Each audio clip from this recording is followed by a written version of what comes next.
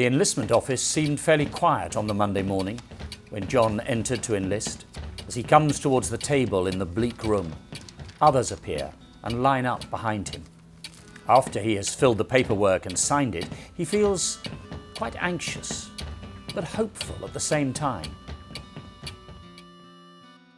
After a few days, John has already been called back in and is inspecting his place in the training barracks. He makes a new friend called Jimmy. Together, they both talk about the journey ahead and how much they're both looking forward to supporting the troops on the front. A few weeks in training, and then they're shipped off to fight on the front. Their journey is long and arduous.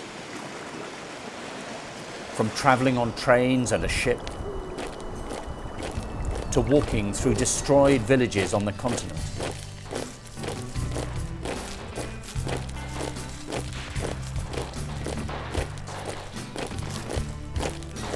Until they reach the trenches. Nothing has really happened for a few days, and as John gets down on his knees to say a prayer, the officer in the trenches orders them all out, over the top, to fight. John's friend Jimmy is the first to run into the no man's land. Shells and bullets are being fired all around them, until one of the shells hits Jimmy, killing him instantly.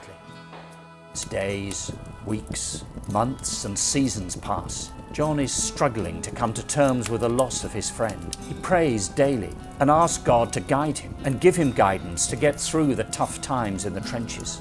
Although his love for God is strong, his faith is somewhat not. Soldiers around him are dismissing his faith, and over the months, John begins to question himself.